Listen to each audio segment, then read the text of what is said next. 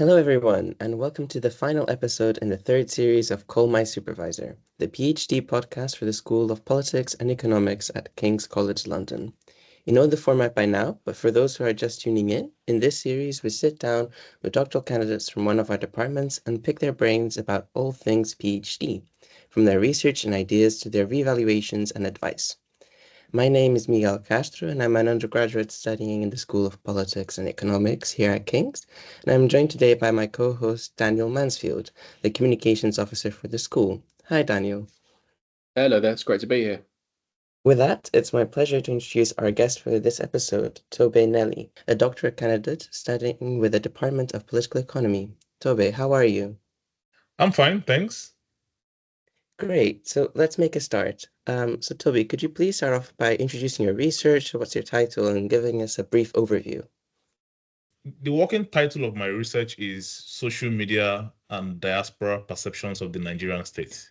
This research investigates how social media influences the perceptions of the Nigerians in the diaspora, specifically those in the UK. But then it takes it a bit further to look at how these interactions online shapes their perception of the legitimacy of the Nigerian state. Okay, Toby. So if we can go a little deeper then, what is it that you're looking for? You're looking around social media interactions to see what people are talking about or how they feel about perhaps the president or more local government. What is it you're doing? Yeah, so there are a couple of research questions or sub-research questions that I'm trying to answer here. But as I said, broadly, the research is about understanding use of social media. I'm trying to make the connection between that and how citizens, especially those in the diaspora, perceive the state as a legitimate state. But to be able to answer that question, I've structured my research around 4 key areas. So first of all, is around identity formation. So my research, I'm trying to understand, or rather to examine, how social media contributes to both individual and collective identity development within the Nigerian diaspora. And this includes how diasporic Nigerians use social media to maintain cultural ties, express belonging, and negotiate their hybrid identities as individuals or as members of a community. That's one. Secondly, I also want to understand how they access information leveraging social media. So the research investigates how different social media platforms shape access to news and information about Nigeria, its government, and political affairs. It will also explore whether certain platforms maybe foster misinformation more or provide a much more or a better space for critical discussions amongst those in the diaspora as well. The third aspect of it is government diaspora relations or engagement, if you like. A key focus is understand how the Nigerian government uses or do not use social media to engage with the diaspora. This includes official campaigns, outreach efforts, issues around digital diplomacy, and even ways they engage with people, just maybe ordinary persons on social media or engage with them as a group.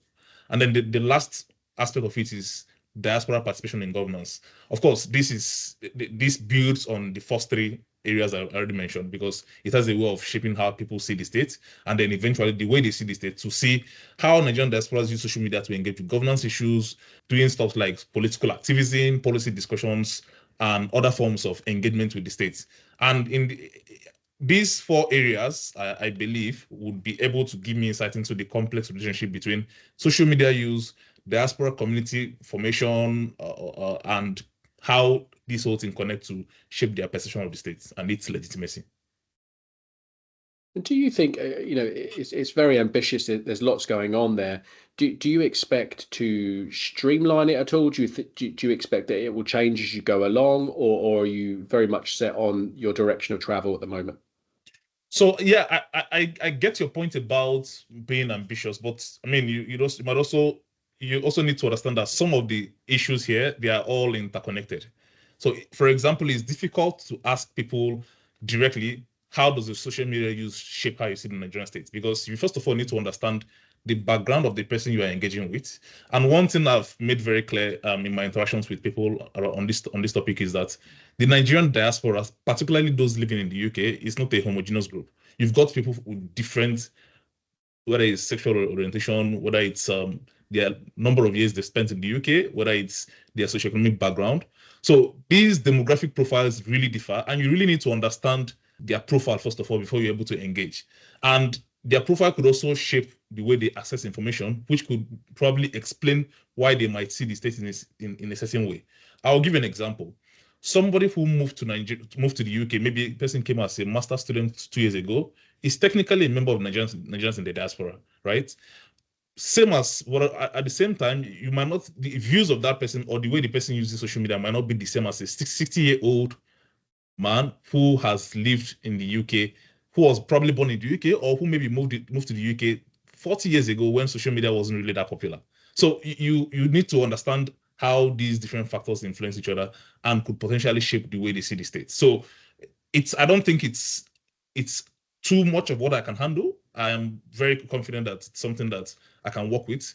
And I've had these conversations with my supervisors, and of course, I've done my upgrade as well. So these are some of the things that I've discussed in the course of doing that. And could you tell us a little bit more why this research area, and what interests you particularly about it, and why have you chosen to pursue it? So my interest in this research comes from both professional experience and personal observations.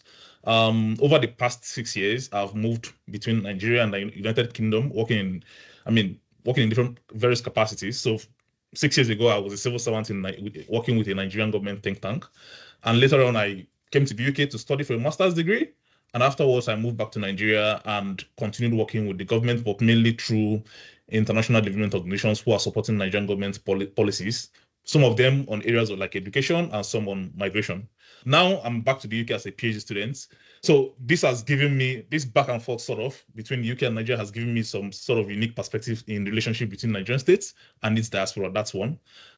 Secondly, the relationship between diasporas and their home countries has always fascinated me, especially given the opportunities. I mean, if some persons might not see that as opportunities that the digital age provides. I mean, platforms like social media are playing an increasing role in shaping political discourse.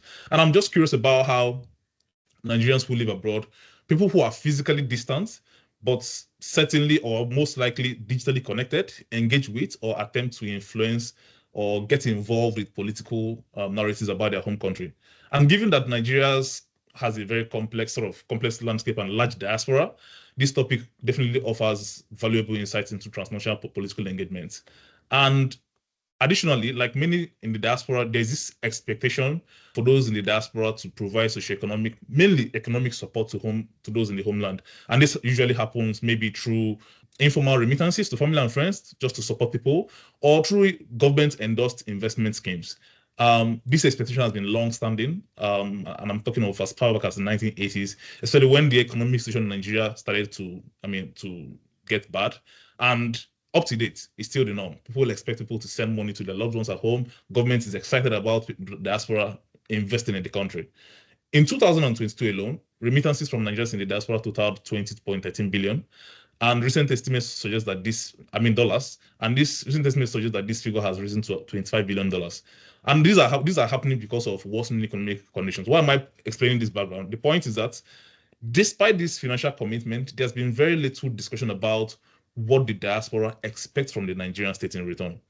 I mean, there have been a bit of studies here and there about those in the diaspora showing interest in domestic politics. But why I'm excited about this research is that it's provided an opportunity to look at this, keeping in mind the opportunities, as I said earlier, that social media could provide for cross-border political dialogue and creating new avenues for engagement.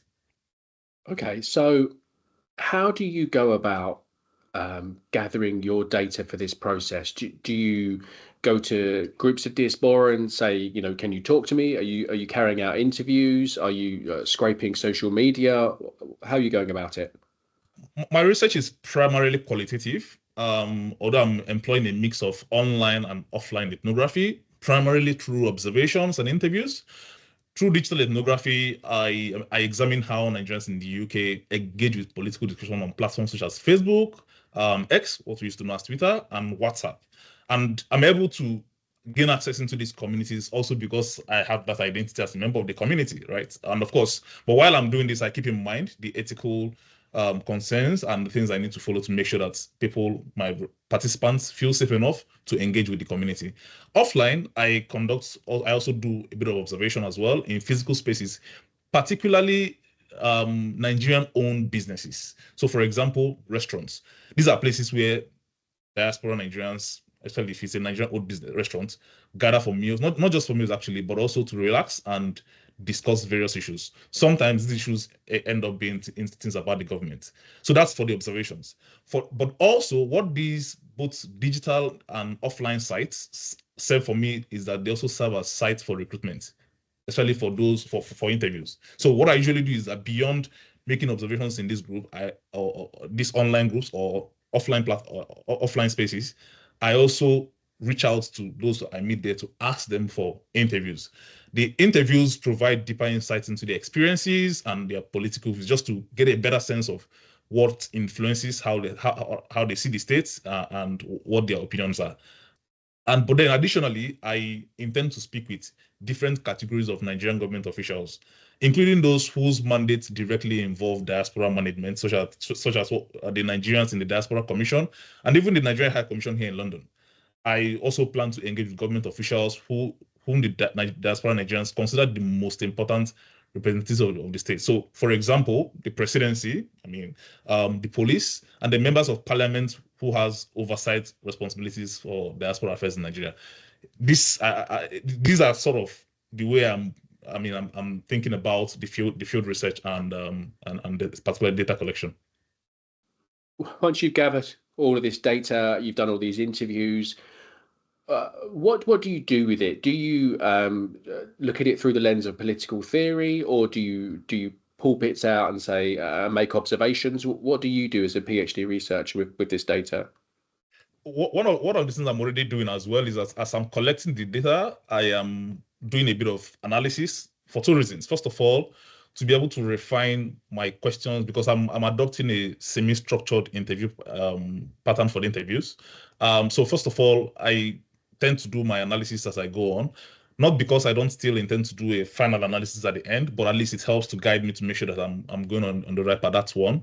But then beyond the iterative analytical process I'll be undergoing while I'm collecting this data, at the end of the data collection phase, I intend to spend more time to identify the dominant themes across the different responses I've received. Of course, remember, I'm also doing observations, so I've got field notes as well that I'm going to be leveraging to do my analysis, and then leverage other opportunities to make sure that the data I've collected are properly analyzed, but then also properly situated within, first of all, the existing literature, and then theoretical frameworks which has inspired my work as well.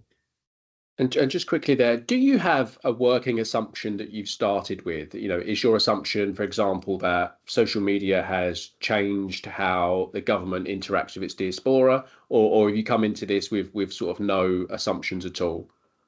So I'm adopting an inductive approach to this research, which means that I am not trying to run with a defined hypothesis for the research. But at the same time, there are a few ideas here and there, right, that could guide even the development of the questions and all. But I'm trying also to be as open as possible to really get to understand how the respondents feel, rather than imposing and just trying to test a specific idea, maybe hypothesis that I've got with which I'm doing the research.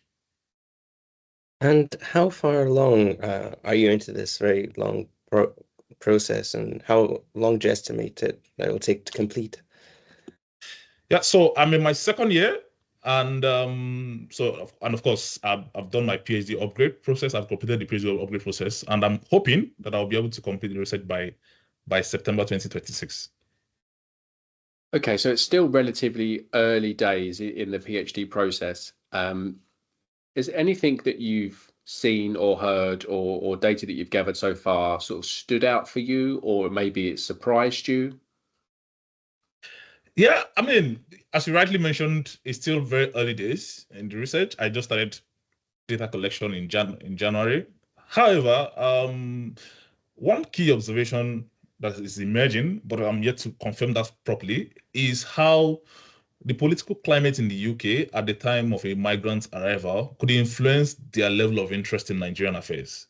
So, for example, when there are very strong anti-migrant sentiments, newcomers may feel really alienated, and therefore they are more keen to engage with their home country's politics. And this has even what I'm suspecting is that this has also become easier in this age of digitalization of social media. But conversely, when the UK government is a bit more welcoming, migrants are a bit more focused on integrating with the society.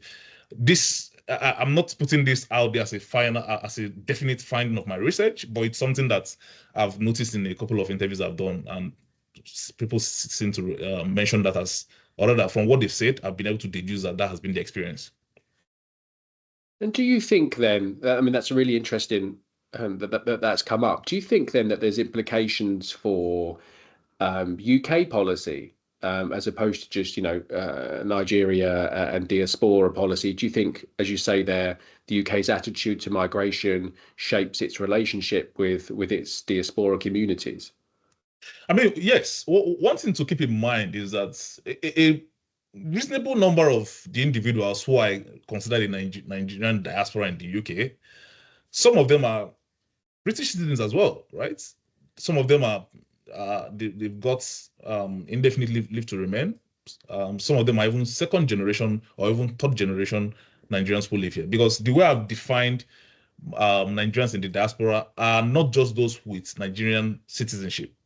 They include those with sort of who identify as Nigerians, maybe because of ancestry and the fact that they're able to link their ties to back to Nigeria. So, but of course, yes, I think it has with this finding, I think it has policy implications for the British government as well, because these are persons who spend most of their time in the UK compared to being in Nigeria. So even if they are interested in things going on in Nigeria, they are physically in the UK, they pay taxes in the UK, they are part of the British society.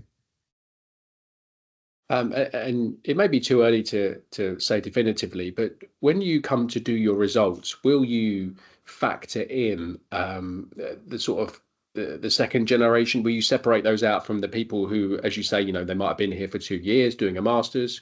Will you separate those observations out from someone who has been here for 50 years, for example? Or will you seek to do it more holistically and just bring them all together? One of the things I did when I started data collection was to make sure that I created a table, like a spreadsheet, to make sure that I've got enough data or demographic information about each respondent.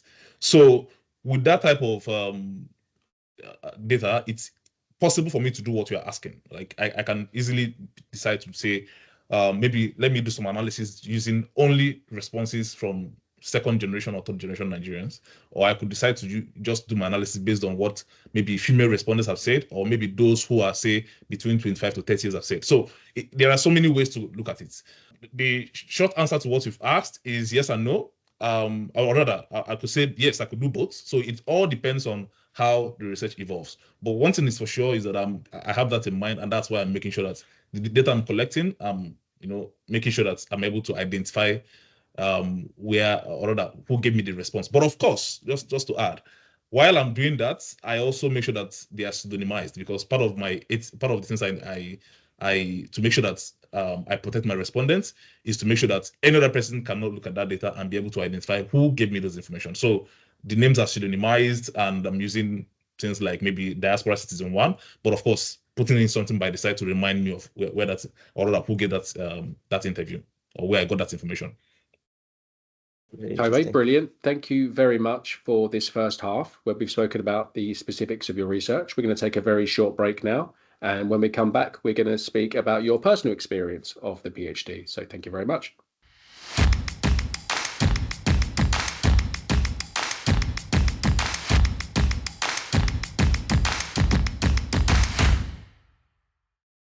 So welcome back, everyone. In the first half, we've discussed questions related to the research of Tobe, and now in the second half, we're moving on to talking about the more general PhD experience. With that, Tobe, what has attracted you to take on this PhD? I've always been interested in political communication, issues around transnationalism, migration, and also digital media. A PhD allows me to explore these themes in depth, contributing to academic discourse while addressing real world issues that could affect, different members of society. And in this case, either the Nigerian state or the Nigerian diaspora or even the British government, as we mentioned earlier.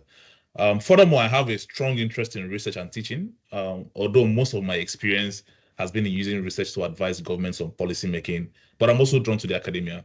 So this interests, a PhD gives me the opportunity to develop this interest in bridging research and education yeah.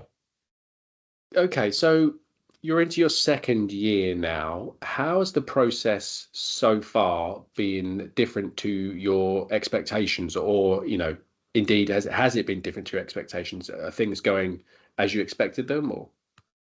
It's not been too radically different. Before undertaking a PhD, I tried to understand as much as possible what it would require for me to do a PhD, especially at a British university. So as at the time when I was making applications, I also sent applications to North American universities and British universities, and when I received the offers, I had to make comparisons to know which of them would suit me better, given that I've been working for years and might still want to keep engaging with the nature of work I've been doing. So I knew it wouldn't be as rigid or as structured as a master's program, which would involve examinations. But then I was also aware that research could be unpredictable, so it would require some level of adaptability and collaboration as well. And of course, doing all these things in conjunction with my supervisors. But then something that still surprised me in some way has been the level of independence, which is both liberating and at the same time challenging. So for example, I've had to, but that has made me to introduce structure for myself, leveraging my project management skills, because I used to manage research projects before now. So even though I don't have to attend classes every week, I set clear milestones of things I need to do, not because my supervisors are breathing over me and trying to make sure that I do them, but because I understand that meeting these goals, even some of them might just be very small goals, is really essential for me to completing the program on time. And one of the key lessons I've taken away in all of this is to break down my goals into smaller, achievable bits, starting with the low-hanging fruits and then working my way. I keep the vision in mind, which is, of course, to complete the research and complete the PhD. But at the same time, I'm also focused on making sure that the bits I need to achieve each week or each month, that I try to achieve them. But at the same time, the flexibility is really refreshing. I have control over my time, and I've learned to embrace the fact that writing also doesn't always happen exactly when you want it to happen. So there are times when I might just wake up by 3 a.m. and that's when I have the inspiration to write, to put things down. Then I have that flexibility to do that, and I'm able to do that. But then I don't think it's been radically different from what I expected. Just that these are the bits of it that I've found very interesting. And how has the transition been from the private sector back into the world of education? Was that difficult for you, or did you find it that being in the private sector for so long really helped you with that transition? So, I wouldn't call my sector private sector fully, because I worked in international development, but then, as I mentioned earlier, I was interacting a lot with those in government. So, but if you meant transiting from working full time to working, becoming sort of like, I'm a full-time student as well, being a full-time student. It's been an interesting transition as well for me. As I said, I've got more flexibility over my time. I don't have to do a 9 to 5, but at the same time, I still have deliverables, if you can put it that way. I still need to turn in my papers at a certain time. Whenever I agree with my supervisors, I still need to do certain things that are really important that I have to do regarding the research. So to the extent, in terms of the flexibility, yes, that has been helpful. Transiting fully to being a student, I don't think it hasn't been too difficult, because it just required me to be better at managing my time. Apart from that, it's been good. And following up from that, what has helped you during the process of researching and writing the PhD so far? So a couple of things. First of all, is that I have a very supportive spouse, and and my entire family as well. I've received very incredible support from my family regarding my research. My wife in particular, from day one, in fact, at some point we make jokes about it that both of us are actually going to get the PhD, because she literally knows.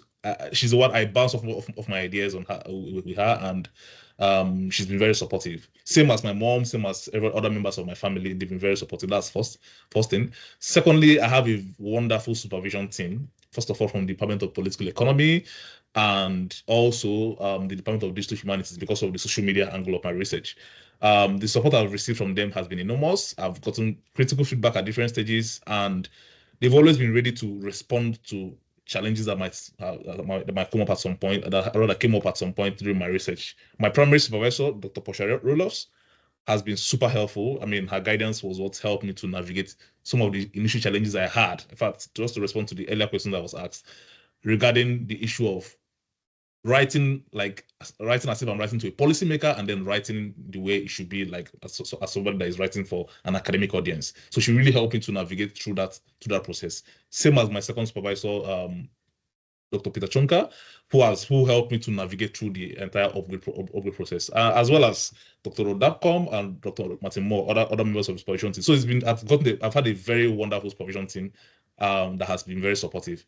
And also engaging with other PhD students at King's College, and even because where I live is an accommodation for graduate students with families, has been very, very helpful. So I know that I'm not alone in this. People have their own challenges and people are at different stages of their research as well. So I could easily have either senior colleagues or people who maybe came after me that we could share ideas with and discuss what our challenges are and how to address them. Of course, there are online research communities and that I've also been part of, but also taking breaks and trying to maintain a work-life balance has also been very, very helpful in this journey. But most importantly, I'd like to give a huge shout out to the London Interdisciplinary Social Science Doctoral Training Partnership, LISDTP, through whom the Economic and Social Council funded my studentship. Without their financial and pastoral support, it would have been much more difficult for me to focus and concentrate on my studies. Okay, Tobe. So throughout the series, the three series that we've done, we've often asked people, have they had to learn anything new that they didn't expect that they might have to? And some people have said coding. Some people have said they've had to attend like summer schools to learn whole new theories. Have you found something similar during your research? Yes, I have. I mean, I think the training needs analysis that we get to do at the beginning of every year has been a it was a very helpful initiative. It has helped me to be able to, with my supervisor, to understand the areas where I might probably need more training. That I leveraged very well in my first year because that was what helped me to navigate through the upgrade process. That helped me to, even in my research design as well.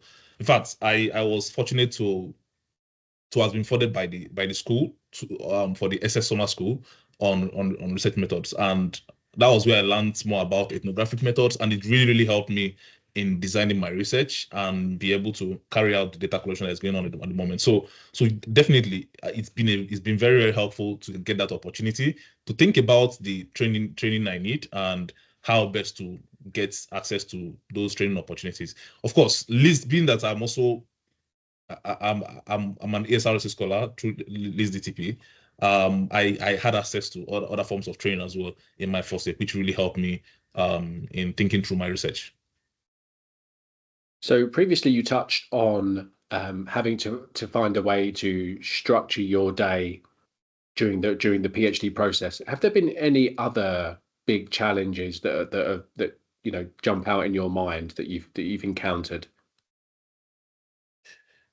Yeah. I mean, another challenge I've encountered is the issue of sometimes staying motivated, right? In doing the research, there are times when I feel, especially during periods of slow progress, and I'll give you just two examples. The first one happened during my first year. I was struggling with my writing style, and even though because I'm used to writing for policymakers, I was really struggling making progress in terms of writing for an academic audience. So my supervisor was guiding me through that process, but it was initially quite slow, right? For me to get into that phase of writing in a way that would be more acceptable within the academic community. So that's one. The second one as well has been in this phase of my data collection. There are times when you schedule interviews with some respondents that you think would really, really give you they will share very important insights or make very important contributions to your research. And it becomes quite a hassle to get them to agree, right, or keep to time. So you just have to walk around managing people, managing different personalities. I'm aiming to do lots of interviews. So there are times when I just feel tired or even frustrated by the process of having these engagement. And there are times when you talk to people, they don't really want to talk to you. Yeah, it could be demoralizing some point, but also there has also been high points as well. Yeah. And when I look back and see the quality of support I've gotten, and also consider other respondents who have been very gracious to me and very supportive, I feel like, okay, yes, I need to keep doing this. So yeah, I've previously mentioned all the different support structures that have helped you frame the process, and even you shared a little bit about how you looked into the PhD. What advice would you give to someone who's thinking about applying to a PhD, and what would be your top tips? My first advice would be to choose a topic or an area, because you might not just necessarily continue with your working title along the line. Choose an area or a topic that you are genuinely passionate about. It will really help you to push through difficult times. Also, look out for supervisors. I mean, look around and find a supervisor whose research interest aligns with yours, and engage with the person. I mean, informally, if possible, or at the very least, mention the person in your application. And then be prepared for flexibility and adaptation. A PhD is a unique opportunity to learn, in my opinion, but also is an opportunity to unlearn and to relearn as well. So just be prepared for that to happen, and go for it and enjoy the experience. Then engage with both academic and non-academic communities. Of course, this depends on your interest as a person, but this is just personal to me. And finally, I would say apply to King's College London. The community is amazing. And if your research is social science based, please apply to LIS DTP. It's not just about securing the funding, they truly care. And what would be, just following on from that, what would be your advice to yourself if you could go back like 18 months before you started this process, and you could give yourself a key piece of advice that you think would really help you along? What would you say to yourself? I feel that I haven't been able to completely leverage the opportunities that King's provides in terms of the community itself, to be able to attend as many seminars as possible, and to be willing to, because what these seminars does for you, especially seminars by other PhD students, is to help you to think through how to design your research, and also to learn from other people's, maybe their successes or their mistakes, depending on how you want to look at it. So if I'm to give myself advice, I would say, if you resume at the program, attend seminars, be part of the community, get more involved with the community as much as you can. I try to, but I think I could have done more. And on that note of the PhD community, how have you found it being part of that community, interacting with other PhDs who are, kind of in the same situation as you, but also doing, kind of siloed because they're doing different areas of research? I think the PhD community is diverse, as you said, but at the same time, it's supportive in its own way. So the faculty, my faculty, my school, my departments are all fantastic. And while research can sometimes feel isolating, connecting with fellow students, participating in seminars, as I mentioned earlier, particularly I used to attend the Global South Research Group seminars, and they've been very, very helpful. Participating in group discussions, and have given me the opportunity, first of all, to connect with the community and to feel this sense of belonging as well.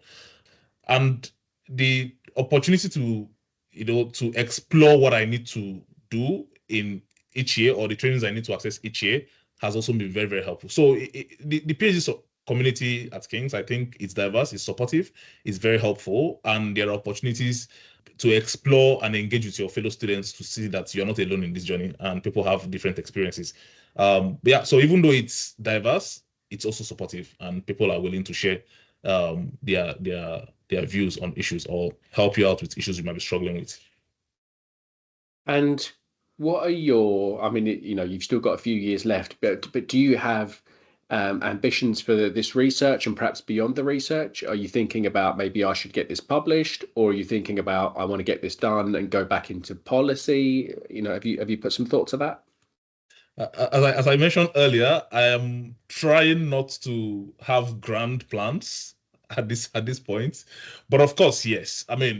Ideally, I would want the findings from the research to be disseminated as widely as possible, at the very least, whether it's within academic communities, particularly maybe through journal publications, for example, or even writing policy briefs and engaging government officials with that as well. So my personal preference would be to make sure that it's widely disseminated within both policy and academic communities.